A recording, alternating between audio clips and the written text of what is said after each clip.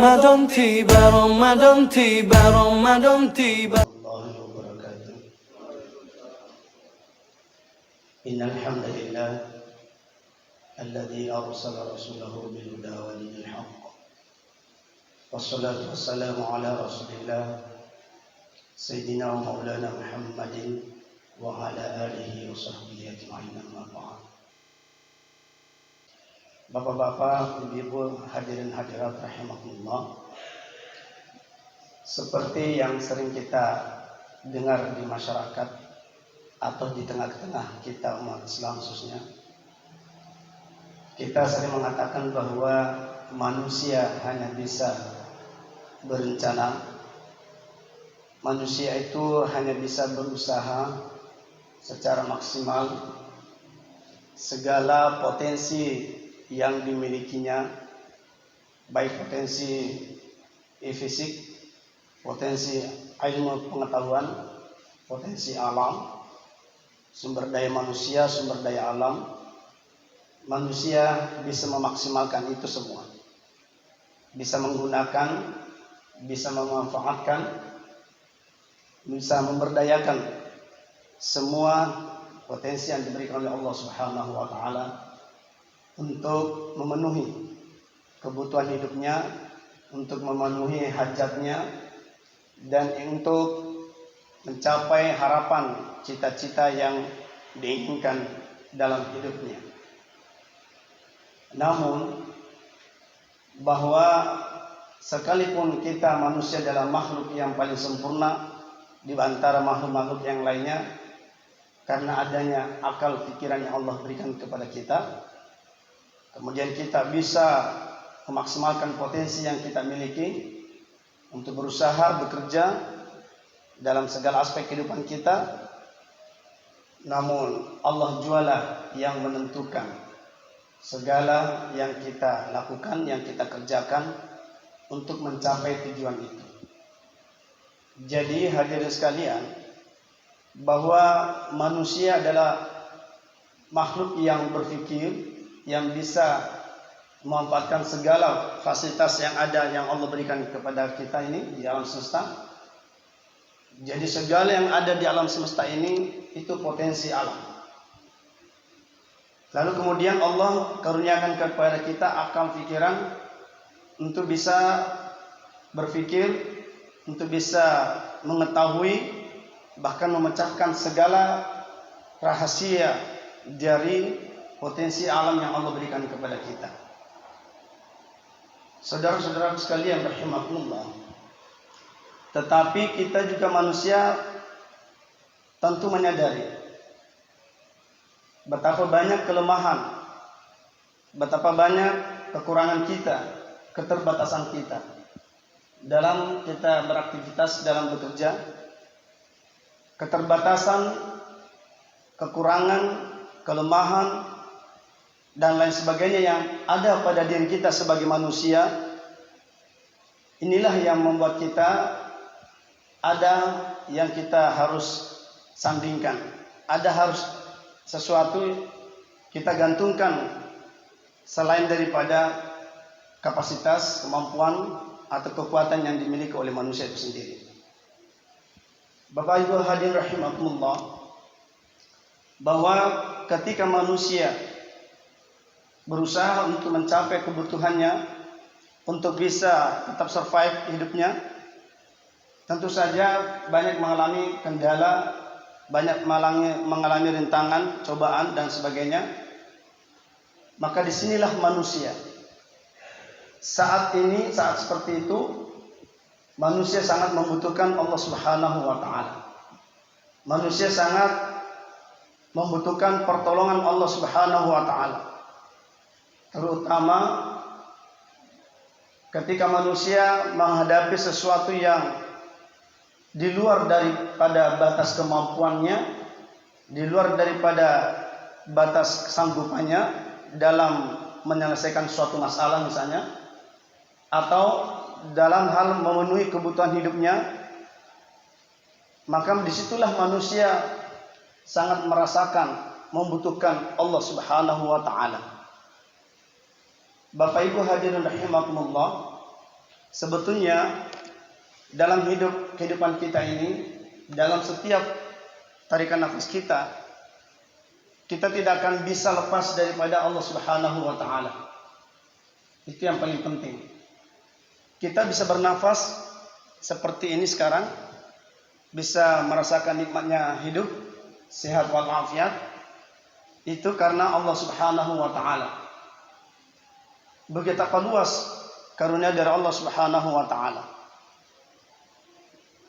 Bapak Ibu hadirin rahimakumullah. Mengapa manusia butuh berdoa? Atau kenapa doa sangat penting dalam hidup kita? Hadirin rahimakumullah. Yang pertama, bahwa berdoa itu adalah perintah dari Allah Subhanahu wa taala. Dalam surat Al-Mu'min ayat 60, Allah Subhanahu wa taala berfirman, Bismillahirrahmanirrahim. Wa qala rabbukum ud'uni astajib lakum. Berdoalah kepadaku, niscaya aku akan kabulkan. Bapak Ibu hadirin rahimakumullah, sekilas kita mendengar ayat ini, kita bisa memahami bahwa Allah Subhanahu wa taala akan mengabulkan doa, mengijabah doa setiap hambanya yang berdoa kepadanya. Namun hadirin, dalam kehidupan kita, semua manusia pasti pernah merasakan betapa bahagianya, betapa indahnya ketika Allah Subhanahu wa taala mengabulkan doanya, permohonannya. Kita berdoa kepada Allah Subhanahu wa taala, mudah-mudahan kita diberikan sehat atau kesembuhan, misal ketika kita sakit atau anak kita sakit atau anggota keluarga yang lainnya sakit atau apapun. Kita berdoa kepada Allah Subhanahu wa taala, ya Allah, mudah-mudahan Engkau angkat penyakit hamba. Semoga Engkau sembuhkan anak saya dan lain sebagainya. Ketika Allah Subhanahu wa taala mengabulkan doa itu, alangkah bahagianya rasanya itu.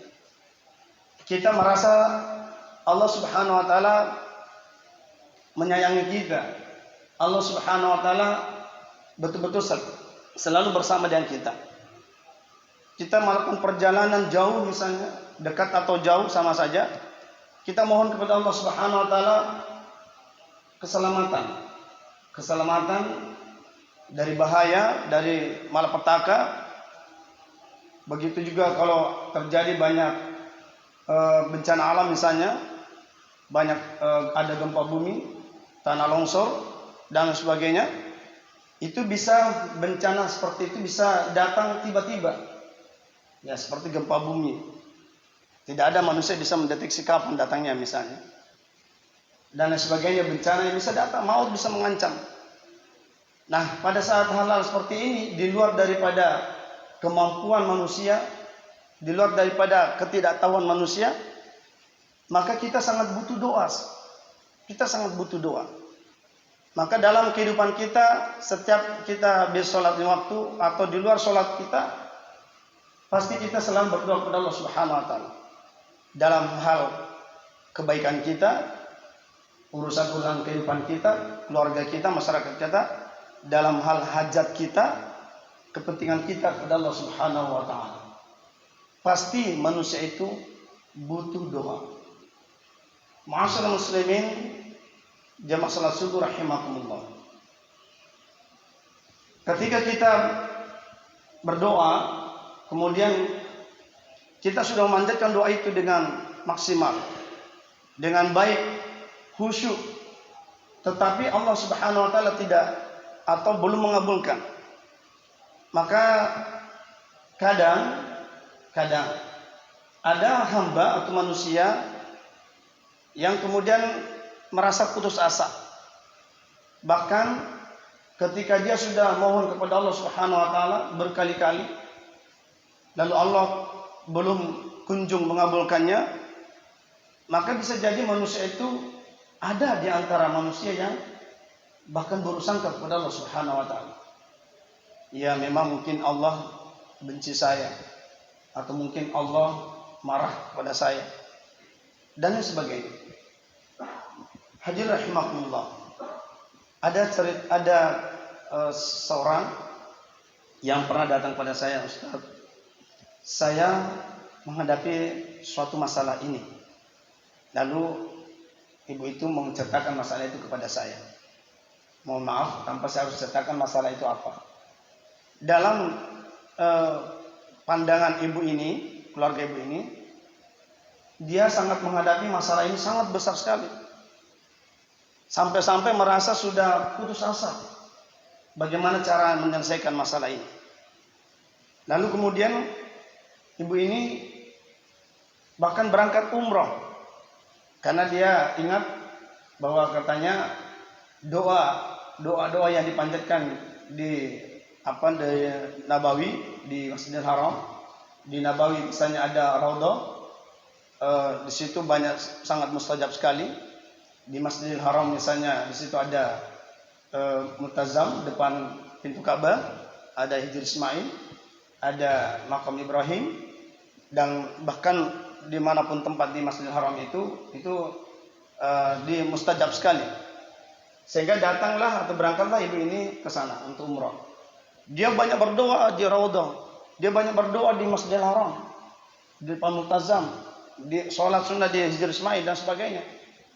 Nah, sampai dia pulang kembali ke Jakarta, tapi ternyata sekian bulan lamanya setelah umroh, bukan malah mendapatkan solusi daripada masalah yang ia adukan ketika berada di sana di Nabawi dan Masjidil Haram. Justru semakin urusannya itu semakin ruwet gitu, semakin rumit. Bahkan hampir-hampir mengalami jalan buntu. Sehingga ia hampir-hampir bunuh diri. Ini yang bersangkutan langsung cerita kepada saya, jamaah sekalian. Nah, bahkan dia sudah putus asa dan hampir bunuh diri, lalu mengatakan bahwa barangkali Allah Subhanahu wa taala memang benci saya.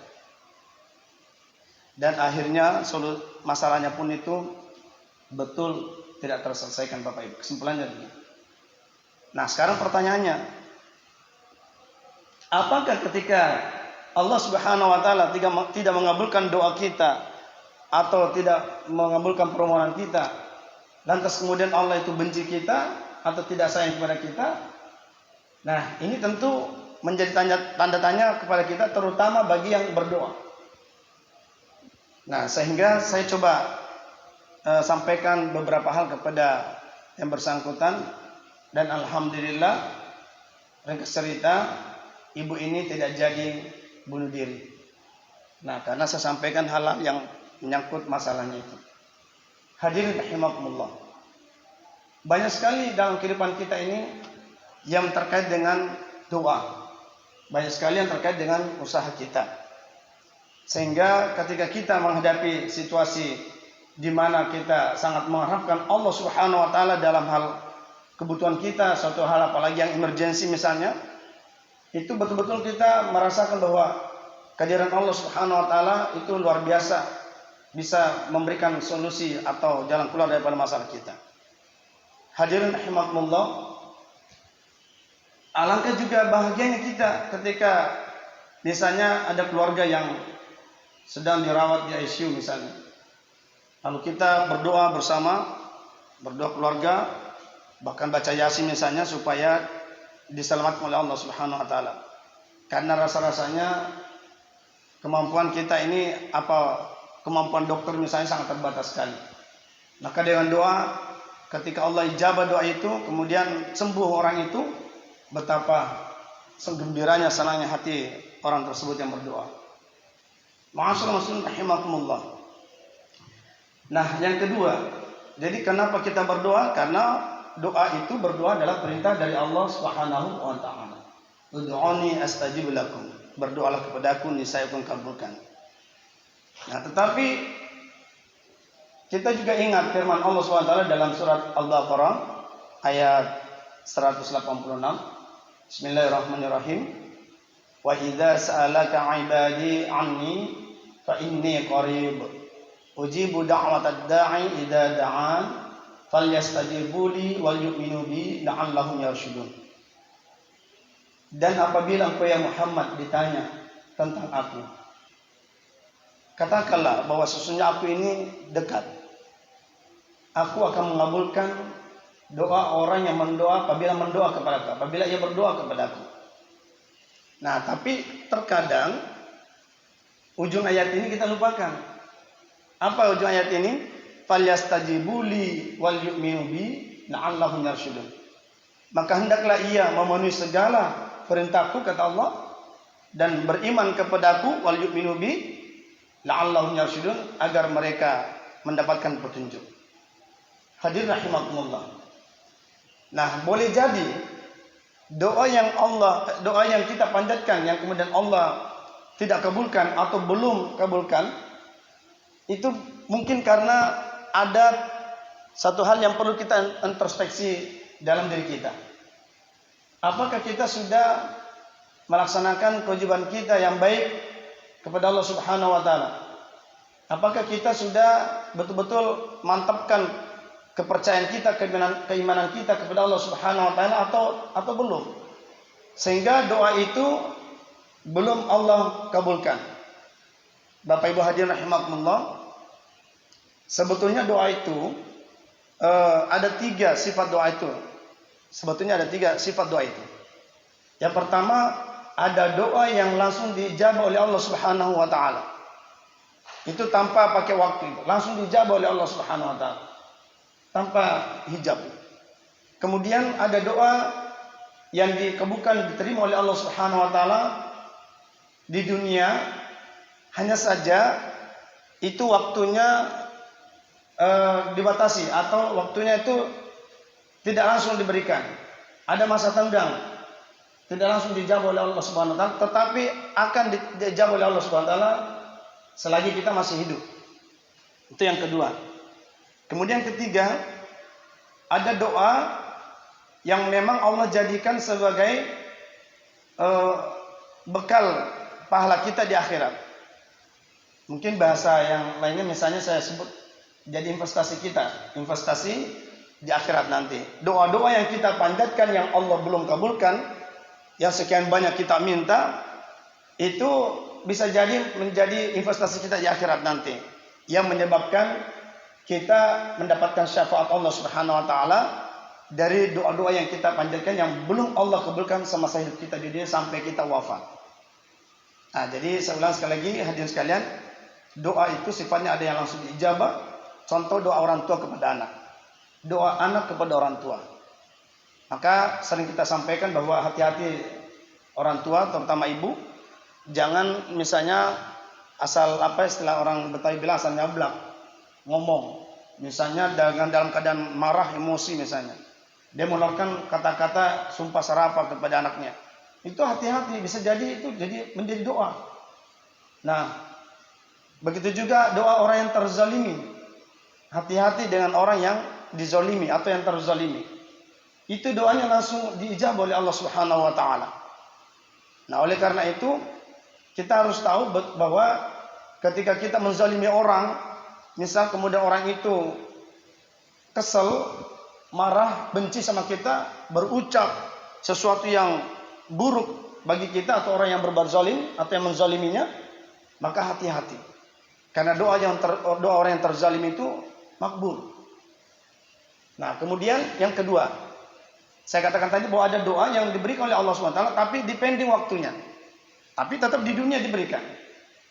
Nah, untuk yang kedua ini ada kaitannya dengan keadaan hamba itu yang berdoa dan juga keadaan orang lain di sekitar dia, di sekitar sekeliling dia, entah itu saudaranya, tetangganya, atau orang lain. Artinya doanya itu ada hubungannya dengan orang lain. Nah, kemudian yang ketiga, yaitu doa yang menjadi investasi di akhirat nanti. Saudara-saudara sekalian rahimakumullah, untuk yang kedua saya ingin berikan satu cerita yang memang pernah terjadi. Seorang ayah punya anak 2 putri. Setelah besar, sudah dewasa, kedua putrinya ini menikah. Putri yang pertama, pekerjaan suaminya itu petani sawah. Kemudian yang kedua, anak yang keduanya putri yang kedua, suaminya itu bekerja petani tembaga. Artinya yang pertama ini, menantu yang pertama itu pekerjaannya petani yang membutuhkan hujan. Yang kedua yaitu menantu yang membutuhkan pekerjaan sehari-hari, itu membutuhkan panas matahari. Nah, ketika sang ayah ini bersilaturahim kepada kedua putri yang sudah menikah, sudah terpisah, sudah punya rumah tangga masing-masing, silaturahimlah bapaknya ini, ayahnya ini kepada putri yang pertama. Biasa nanya keadaan sehat walafiat, alhamdulillah dan seterusnya, biasa bercengkrama. Lalu anaknya berkata, ayah doain, semoga Allah Subhanahu Wa Taala kalau saja curah hujan akan intensitas hujan semakin baik, insya Allah segera panen raya nanti, dan insya Allah hasilnya baik. Kira-kira begitu harapan si anak ini. Orang tuanya pun sebagai orang tua, yang saya katakan tadi, doa yang salah satu yang mustajab, yaitu doa orang tua kepada anak. Anaknya langsung, orang tuanya pun menjawab, baik nak, ayah doakan, mudah-mudahan insya Allah akan banyak curah hujan akhir bulan ini, maka insya Allah segera nanti panen hasilnya yang lebih baik. Mudah-mudahan ayah doakan. Itu pertama jawaban ayah. Setelah selesai pula silaturahim, kemudian ke putri yang kedua. Seperti keadaan yang pertama tadi, bincang-bincang dan seterusnya. Lalu tanya usaha anaknya, suaminya, mantunya. Lalu kemudian mantunya pun berkata, anaknya pun berkata, doain ayah, mudah-mudahan panas matahari bagus cuaca, sehingga tembikar yang kami buat ini itu segera kering dan bisa dijual cepat untuk laku, supaya cepat laku, hasilnya kami bisa cepat menikmati. Hadirin rahimakumullah, kira-kira dua hal ini kontradiktif enggak? Kontradiktif. Satu yang membutuhkan hujan, satu yang membutuhkan panas matahari. Nah, ayahnya pun mendoakan yang sama. Anaknya ini pun juga tentu sebagai orang tua berharap dua-duanya akan diberikan apa? Dijabah doanya oleh Allah Subhanahu Wa Taala. Begitu juga dua anak ini tentu berharap dengan doa ayahnya, insya Allah Allah cepat kabulkan hajatnya. Bapak Ibu hadirin rahimakumullah. Nah, pada kondisi seperti yang kontradiktif, mana yang dikabulkan duluan? Nah, ini yang saya katakan tadi, Allah Subhanahu Wa Taala tetap mengabulkan doa, tetapi ada yang dipending, ada yang jaraknya mungkin agak lama baru dikasih, ada yang segera. Hadirin rahimakumullah. Nah, disinilah kuasa dari Allah Subhanahu Wa Taala. Disinilah yang saya katakan tadi di awal, bahwa manusia hanya bisa berencana, berusaha maksimal mungkin, potensi digunakan semaksimal mungkin, tetapi Allah jualah yang menentukan. Nah, Allah tetapkan, Allah tentukan hajat atau kebutuhan hambanya yang berdoa itu sesuai dengan keadaannya. Saya katakan tadi sesuai dengan keadaannya, kebutuhannya. Oh, ternyata anak yang pertama tadi ini sudah hamil. Nah, anak pertama sudah hamil, yang kedua belum. Allah Subhanahu Wa Taala sudah mempersiapkan rezeki buat anaknya ini, calon bayi ini, sehingga Allah Subhanahu Wa Taala mengabulkan lebih dulu doa yang pertama. Masyaallah rahimakumullah. Yang saya katakan tadi, doa itu ada hubungannya dengan orang lain. Nah, jadi ketika setiap manusia yang mau lahir itu, anak itu kan kehadirannya menjadi keberkahan, menjadi keberkahan. Karena selain amanah, juga anak itu lahir menjadi kebagian keluarga dan juga amanah dari Allah Subhanahu Wa Taala, dan membawa rezeki, membawa pintu rezeki yang luas. Nah, boleh jadi Allah Subhanahu Wa Taala mengabulkan tadi doa yang pertama karena kebutuhan tadi itu. Kebutuhan tadi itu hadis kan.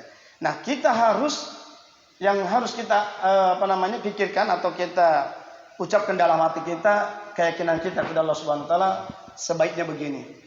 Oh, mungkin ada maksud Allah Subhanahu Wa Taala. Ada hal rahasia yang kita tidak tahu. Sebab memang begitu banyak rahasia Allah Subhanahu Wa Taala, sangat terbatas akal pikiran kita ini untuk bisa mengetahui, apalagi memahami maksud, kehendak dan perencanaan Allah Subhanahu Wa Taala. Ada anak kecil masih bayi, itu diwafatkan oleh Allah Subhanahu Wa Taala. Kadang-kadang akal kita berpikir, apa ya maksud Allah mewafatkan anak kecil yang tanpa dosa ini, lagi lucu-lucunya. Tentu manusia, orang tua terutama yang punya anak ini, tentu bisa berpikir, ya Allah, kira-kira mungkin bahasanya maaf, tega banget ya Allah kok anak saya lagi cucunya diwafatkan. Ini ada kejadian di Cinere Pak. Cinere kejadian. Ini ayah mau berangkat kantor zaman dulu ini udah agak lama cerita ini. Belum canggih seperti sekarang mobil, itu dipanasin dulu mobilnya. Ya nggak kayak sistem sekarang mobil itu nggak usah dipanasin juga. Itu udah bisa langsung starter bisa jalan. Panasin mobilnya masih pagi-pagi Pak, biasa jam 6. Yang ngomongin anaknya ini, mbak babysitternya ini ngajakin main si Dede itu depan halaman sambil nyapu halaman gitu kan. Tanpa sadar si anak kecil tadi ini masih lagi lucu-lucunya jalan, umur 2 tahun gitu. Itu main di bawah mobil. Pikiran kita sudah bisa nebak kan kira-kira apa yang terjadi. Nah, mbak ini lagi asik bersihin di sekitar depan halaman solokan apa segala macam nyapu. Tanpa sadar ayah anak ini naik di atas mobil, ya pamit. Dia nggak tahu kalau anaknya dibawa tiduran di bawah mobil itu. Nah, kita udah bisa tebak ininya apa namanya jawabannya. Jadi begitu menginjak gas, alangkah luar biasanya kagetnya sang ayah ini ketika mbaknya teriak. Nah, dia teriak dipanggil majikannya, dia teriak sekenceng-kencengnya, lalu sambil mengucapkan si Dede gitu di bawah mobil itu. Nah, sang ayah pun merasakan ada sesuatu yang ganjal mobilnya itu. Ternyata anaknya. Ringkas cerita hadirin sekalian, wafat, meninggal anak itu. Itu semua yang datang takziah Pak. Itu di daerah Cinere itu. Semua yang datang takziah itu diusir semua sama ibu dari anak ini. Kenapa? 8 tahun lamanya nggak punya anak, dapat anak seperti ini tadi. Diwafatkan Allah dalam keadaan masih kecil. Sudah lama tunggu anak, begitu punya anak lagi diwafatkan oleh Allah SWT. Kira-kira dalam pikiran manusia, apalagi yang lemah imannya, apalagi tadi yang seperti tadi ini bahwa betapa senangnya dikasih anak ya kan, lucu-lucunya, tapi kok Allah wafatkan seperti itu dengan cara yang seperti itu lagi. Stres ibunya Bapak Ibu. Stres sekali ibunya sampai diurus semua orang yang datang mau takziah itu. Dan boneka itu yang sudah dipersiapkan biasa, baju-bajunya apa segala itu ditimang-timang, dinyanyikan dan dia katakan anak saya masih hidup. Lama sekali terobati ini. Hadirin rahimakumullah. Begitu juga banyak sekali tragedi, musibah dan sebagainya ya kan. Yang istrinya sedang hamil besar misalnya, suaminya wafat atau sebaliknya dan sebagainya banyak sekali. Nah, ini kadang-kadang akal kita kan susah menjangkau itu. Apa ya kira-kira maksudnya Allah SWT bisa melakukan menghendaki seperti itu, kejadian seperti itu. Nah, ini saya katakan tadi, akal manusia sangat terbatas sekali untuk bisa mengetahui apalagi memahami maksud daripada tujuan kehendak Allah Subhanahu wa taala itu. Hadirin rahimakumullah. Kemudian saya ingin sampaikan sedikit juga cerita singkat. Alkisah, bukan cerita, Alkisah. Suatu hari Nabi Sulaiman alaihissalam itu menangkap seekor semut. Lalu semut ini dimasukkan dalam sebuah botol. Lalu diberikan sebiji gandum. Ya, kayak semacam sebiji jagung. Kurang lebih segitu. Lalu Nabi Sulaiman berpesan kepada semut, "Hai mut, tuh habisin tuh gandum. 1 biji gandum. Tahun depan saya tengokin." Kira-kira begitu. Apa yang terjadi? Tahun depan Nabi Sulaiman buka itu botol, ngeliat itu botol. Ternyata semut ini tidak menghabiskan 1 biji gandum itu. Penasaran saja Nabi Sulaiman. Ini bahasa kita ya Bapak Ibu hadirin. Nabi Sulaiman bertanya, "Hei mut, kok kamu nggak habiskan itu 1 biji gandum yang saya berikan? Padahal saya suruh habiskan." Masya Allah Bapak Ibu hadirin sekalian. Apa jawaban semut? Dan izin Allah Subhanahu Wa Taala berucap semut itu, "Ya Nabi Allah, ketika engkau berikan saya sebiji makanan ini, maka saya tidak percaya kalau baginda masih ingat saya tahun depan. Saya tidak yakin kalau baginda memberikan saya sebiji gandum lagi tahun depan. Sebab itu saya harus sisakan separuh biji ini untuk tahun berikutnya. Tetapi ketika saya selama ini makan dan minum dari rezeki Allah Subhanahu Wa Taala, selalu saya habiskan. Kenapa? Karena saya percaya yakin bahwa Allah Maha memberikan rezeki, selalu memperhatikan saya dan tidak pernah melupakan saya." Itu jawaban semut kepada Nabi Allah Sulaiman alaihissalam. Masya Allah. Nabi Sulaiman tersenyum. Dan luar biasa pelajaran dari percakapan antara Nabi Sulaiman dengan seekor semut ini. Bahwa seekor semut saja binatang melata seperti ini, itu menyandarkan total hidupnya kepada Allah Subhanahu wa taala. Menyandarkan total persoalan rezekinya, hidup matinya kepada Allah Subhanahu wa taala. Ketika Nabi Sulaiman memberikan sebiji gandum, dia tidak percaya Nabi Sulaiman. Nah, hadirin rahimakumullah, ketika kita sandarkan diri kita kepada Allah Subhanahu wa taala, kalau semut saja bisa seperti ini, bisa memiliki kalau bahasa kita itu tawakal, sandaran vertikalnya pada Allah Subhanahu wa taala sangat menjadi pelajaran, apalagi kita manusia. Dan pantas Allah Subhanahu wa taala dalam surat Hud ayat 6 Allah berfirman, Bismillahirrahmanirrahim, wa ma min dabbatin fil ardi illa 'ala Allahi rizquha. Tidak satupun binatang melata yang hidup di dunia ini melainkan Allah yang jamin rezekinya. Cerita lain hadirin. Seorang sufi, orang alim, ahli ibadah, dia selalu bertanya dalam dirinya, bagaimana ya caranya Allah Subhanahu wa taala memberikan rezeki kepada makhluknya, sekalipun makhluk itu sudah tidak berdaya. Itu pertanyaan terus sang sufi ini, seorang yang abid, yang ahli ibadah. Suatu hari dia sholat di tengah hutan, di atas batu besar. Dia sholat, lalu kemudian bekalnya, minum dan rotinya di sampingnya. Ketika dia sedang berdoa, tiba-tiba ada burung elang nyambar itu rotinya. Dicengkeram, nyambar, terbang, tapi nggak terlalu tinggi. Sang sufi ini mengejar si elang itu, burung elang ini. Kemana terbangnya burung elang itu? Karena nggak terlalu terbang jauh dan tidak terlalu tinggi. Sang sufi pun mengejar elang itu. Sampai elang itu berhenti di satu titik, kemudian sang sufi itu berhenti juga memperhatikan elang itu. Lalu elang itu membuka cengkeramannya, lalu jatuh roti itu, Masya Allah, tepatnya jatuh di samping, di depan seekor burung yang sudah patah kakinya, sayapnya. Begitu jatuh roti itu, burung tersebut tiba-tiba mematoknya dengan cepat, dengan makan roti itu dengan lahapnya.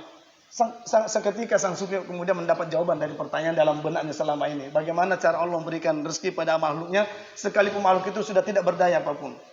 Masya Allah, terjawab sudah rasa penasaran si hamba tadi ini. Nah, hadirin rahimakumullah, demikian ketika Allah Subhanahu wa taala mengabulkan doa atau memberikan rezeki kepada hamba. Oleh karena itu, kita sebagai manusia yang berpikir, yang memiliki akal pikiran yang luar biasa, potensi kita yang Allah berikan, sumber daya alam ini kita harus memanfaatkan dengan baik. Kita harus maksimalkan dengan baik.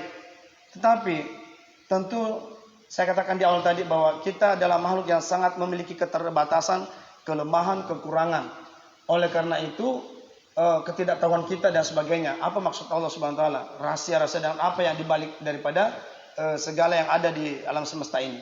Nah, oleh karena itu kita butuh doa. Disinilah kita butuh doa.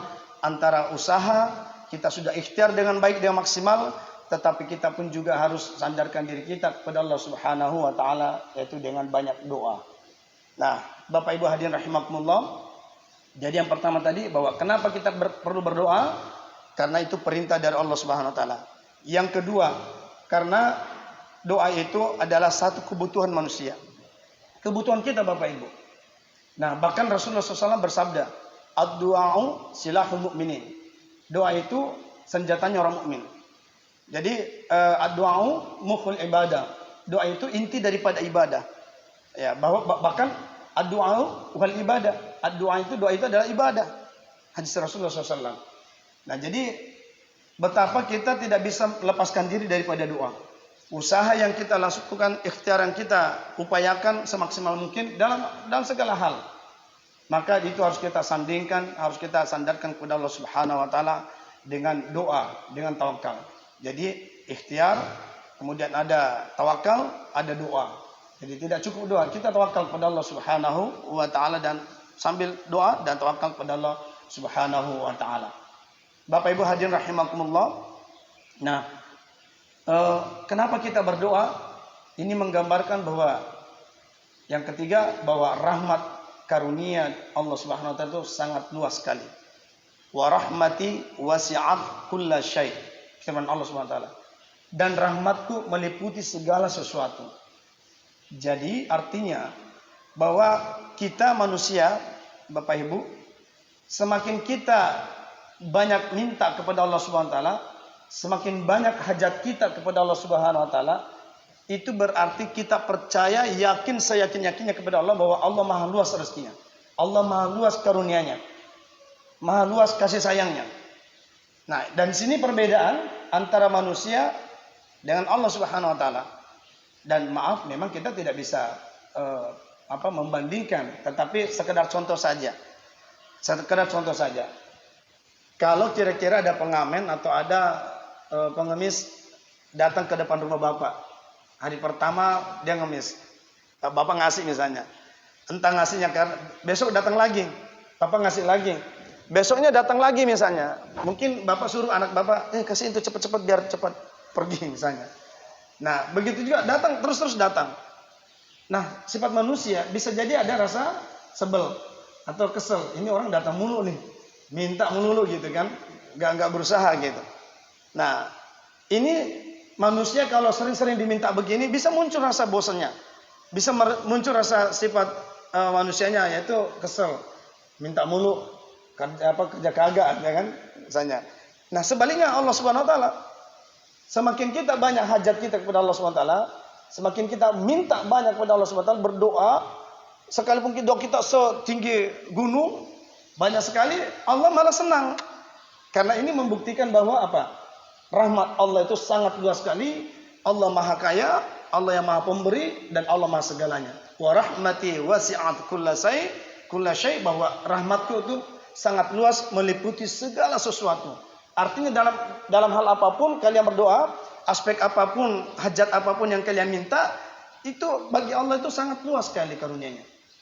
Ma'asyiral muslimin rahimakumullah. Nah, jadi kita berdoa kepada Allah Subhanahu wa taala, ini membuktikan bahwa keimanan kita, kepercayaan kita kepada Allah Subhanahu wa taala sebagai Sang Maha segalanya, yang Maha Kaya, Maha Pemberi, luas rezeki dan sebagainya, itu semakin mantap. Itu karena itu. Nah, kemudian tadi ada kebutuhan manusia. Kemudian yang keempat, Bapak Ibu hadirin, bahwa kenapa kita harus sandingkan antara doa dan usaha ikhtiar? Mengapa kita perlu berdoa? Karena manusia itu memiliki keterbatasan yang sangat terbatas. Nah, dan juga satu lagi bahwa manusia itu memiliki sifat kelemahan. Bila mana manusia itu diberikan, diuji kenikmatan yang banyak berlimpah, sudah menjadi kelemahan manusia Bapak Ibu sebagian besar. Itu sudah menjadi tabiat manusia, itu bisa lupa diri, bisa sombong, takabur, karena adanya limpahan karunia, harta, jabatan, pangkat yang ia peroleh, yang ia rasakan, yang ia dapatkan. Maka manusia itu bisa sombong karena itu semua. Nah, mari kita lihat beberapa contoh. Dalam Al-Quran Al-Isra disebut bahwa Bismillahirrahmanirrahim, wa idza an'amna 'alal insani a'rada wa na'a bijanibi wa idza massahu syarru kana ya'usa. Dan apabila kami memberikan nikmat kepada manusia, a'rada, manusia berpaling. Wa na'a bijanibi, dan berlaku sombong, mengenyampingkan Allah. Wana abijanib itu mengenyampingkan Allah, seolah-olah dia tidak butuh Allah. Seolah-olah dia lupa bahwa Allah yang berikan rezeki itu, karunia itu. Allah yang berikan nikmat itu. Ini sudah sifat manusia. Wa idza massahu syarru kana yausa. Sebaliknya apabila manusia ditimpa kesusahan, nah ini banyak sekali redaksi ayat seperti ini, mirip banyak. Wa idza massahu syarru, apabila manusia ditimpa kesusahan, kemudaratan, ditimpa musibah, cobaan bertubi-tubi, karena yausa, ia berkeluh kesah. Nah, saya katakan tadi, mungkin Tuhan lagi tidak sayang, sudah mulai buruk sangka segala macam pikirannya kepada Allah Subhanahu wa taala. Nah, jadi ini ibaratnya gini, ada orang masih baru punya mobil baru. Itu lewat tempat tetangganya, boro-boro sapa, buka kaca mobil aja enggak. Seolah-olah enggak tahu, kayak bukan tetangganya itu. Itu wana abijanibi, mengenyampingkan, kayak enggak tahu. Atau juga misalnya berada di satu tempat kerumunan banyak orang, karena saudaranya miskin, datang di suatu acara, hajatan misalnya, ini ilustrasi saja, karena ketemu rekan kerjanya yang pejabat, yang orang pintar, orang terhormat, dia lagi ngobrol, ada saudaranya depannya nyapa atau apa, pura-pura dia nggak tahu, pura-pura dia nggak lihat itu, ada saudaranya, padahal udah nyapa, saudara udah lewat, lemparkan senyum misalnya, dia tidak balas senyum, pura-pura nggak tahu, karena depannya orang terhormat, ada koleganya segala macam. Ada orang seperti ini. Nah, itu maksudnya wana abi janibi, mengenyampingkan, seolah-olah dia nggak tahu. Ketika manusia diberikan nikmat yang luar biasa, berlimpah, kekayaan berlimpah, jabatan dan sebagainya, pengaruh yang luar biasa, seolah-olah Tuhan nggak penting bagi dia. Padahal dia lupa bahwa yang berikan semua itu adalah Allah Subhanahu wa taala. Dia lupa bahwa dulu berdoa, doanya istrinya, anaknya, doanya ketika mungkin di tengah malam sujudnya, ketika dia dibawa, dia minta jabatan, datang ke rumah kiai, mohon doanya kiai, mudah-mudahan saya nanti terpilih. Kira-kira begitu, terpilihlah, dijawab oleh Allah SWT. Padahal dijawabnya ini justru ujian yang berat bagi yang bersangkutan. Ujian berat. Kira-kira kalau Allah Allah berucap kepada hambanya, nih saya kasih jabatan yang kau minta, tapi ingat ini amanah, ini tanggung jawab yang luar biasa, ujian buat kamu. Nah, ketika sudah diberikan amanah itu, apakah ia mampu memikulnya? Satu, yang pertama. Yang kedua, apakah ia bisa amanah dengan jabatan itu? Yang ketiga, apakah dengan setelah Allah berikan amanah jabatan itu yang diinginkan itu, kemudian dia tidak lupa diri? Kemudian tidak lupa diri. Bapak Ibu hadirin rahimakumullah. Cerita yang terakhir yang paling sangat kita tahu betul cerita ini di zaman Rasulullah SAW. Ada seorang sahabat namanya Sa'labah. Sa'labah ini seorang sahabat yang sangat dekat dengan Nabi, sangat rajin sholat, pokoknya jamaahnya tidak pernah ketinggalan, selalu duduk dekat Rasulullah sholat. Saking miskinnya Sa'labah ini, suatu ketika Jumat, setelah sholat Jumat, Sa'labah buru-buru bergegas pulang ke rumahnya. Pokoknya tiba-tiba ngacir aja bahasa kita. Lalu Rasulullah SAW setelah berdoa, nengok ke belakang. Biasa ada Sa'labah di belakangnya. Tidak ada Sa'labah. Nabi bertanya pada sahabat, mana Sa'labah? Para sahabat gak ada yang tahu. Oh, Sa'labah pulang. Nah, gitu kan? Tapi tidak ada sahabat yang tahu kenapa dia buru-buru bergegas pulang. Nah, pada sholat asarnya, Rasulullah ketemu Sa'labah, bertanya, wahai Sa'labah, mengapa kau pulang bergegas tadi? Jawabnya Sa'labah apa? Maafkan saya ya Rasulullah, saya harus bergegas pulang karena istri saya dia mau pakai kain ini. Saya cuma punya satu-satunya kain. Istri saya juga mau sholat biar tepat waktu. Maka saya harus bergegas pulang karena saya cuma punya sarung satu kain untuk bisa berdua. Masya Allah. Apa tidak terharu hati Rasulullah SAW mendengar jawaban seorang sahabat Sa'labah ini? Ada cerita hadirin sekalian, saking miskinnya Sa'labah, istrinya pun kemudian membujuknya supaya minta didoakan kepada Rasulullah. Berapa kali Sa'labah minta didoakan, Nabi tidak langsung doakan. Kenapa? Rasulullah SAW itu paham kondisi sahabatnya. Tapi karena Sa'labah sering meminta kepada Rasulullah, akhirnya Rasulullah pun sebagai seorang yang memiliki hati yang sangat lembut sekali, kemudian mendoakan Sa'labah. Dan Allah Subhanahu wa taala, doa Nabi terijabah, dijawab oleh Allah Subhanahu wa taala. Sa'labah pun dari 2 ekor kambing menjadi beranak pinak, menjadi kaya raya Sa'labah. Saking banyaknya kambingnya, dia tidak bisa lagi menggembala di sekitar tempat tinggalnya. Dia harus menyewa satu ladang yang jauh dari masjid, yang sehingga bisa menggembalakan kambingnya, saking banyaknya. Jadi kaya raya kesimpulannya. Tapi ketika datang perintah zakat, nah datang seorang sahabat untuk menarik zakatnya Sa'labah.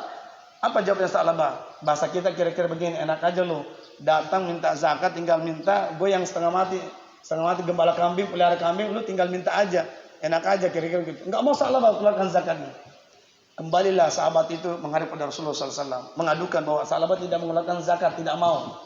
Apa jawab Nabi pada saat itu? Nabi kemudian berucap Nabi berucap, celaka Sa'labah.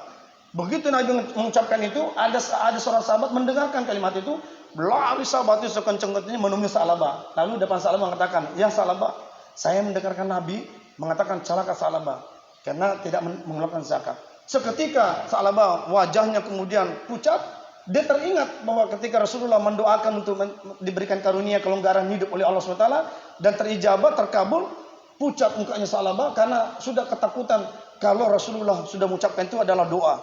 Maka bergegas Sa'labah membawa hartanya, rezekinya untuk sebagian, rezekinya untuk dia keluarkan zakatnya.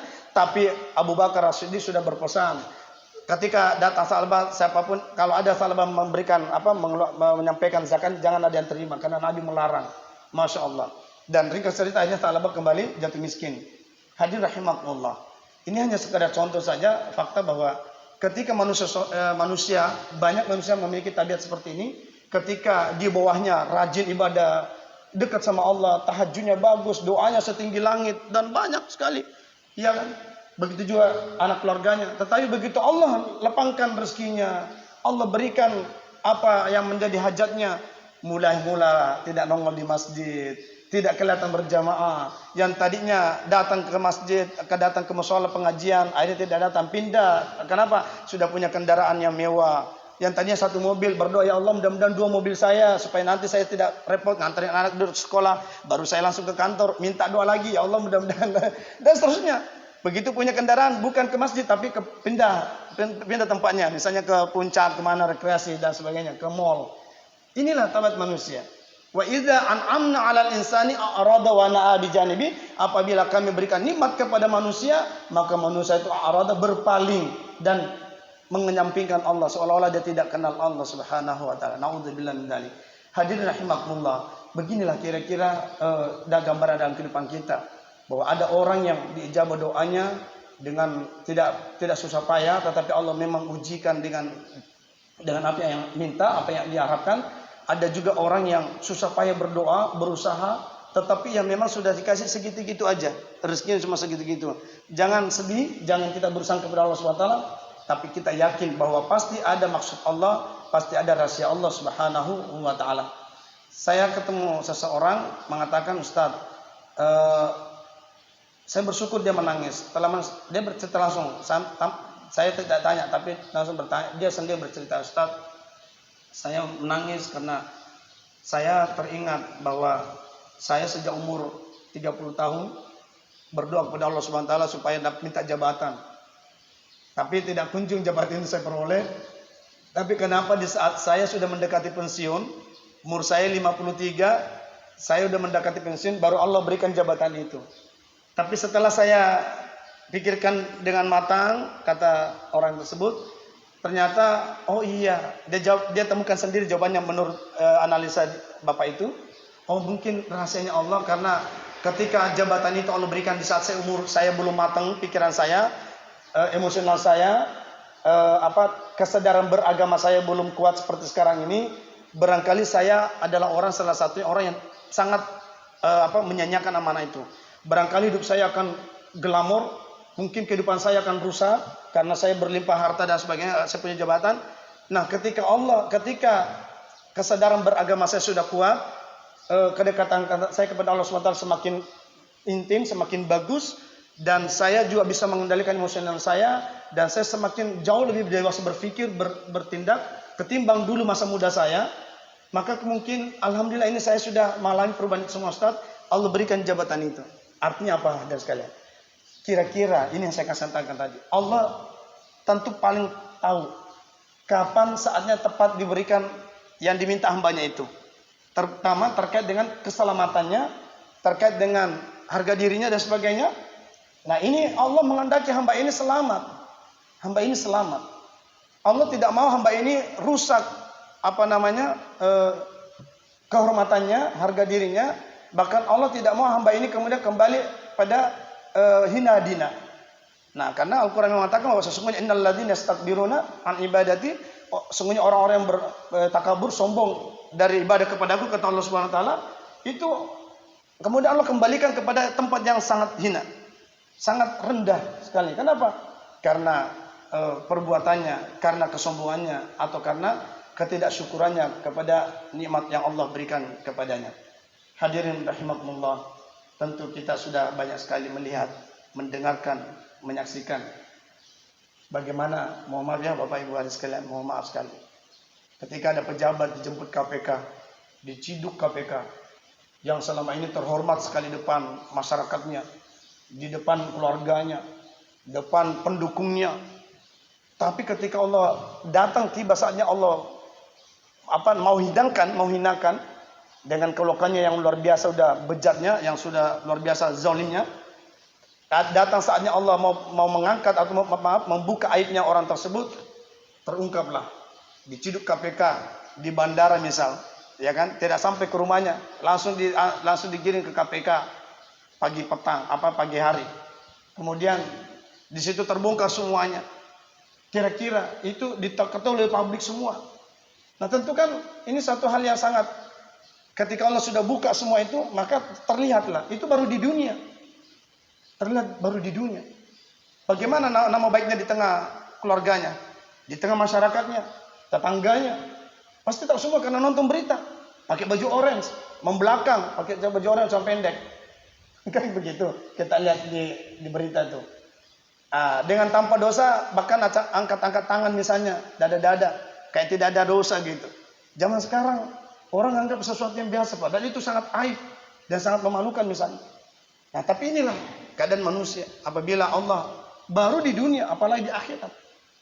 Naudzubillah min dzalik.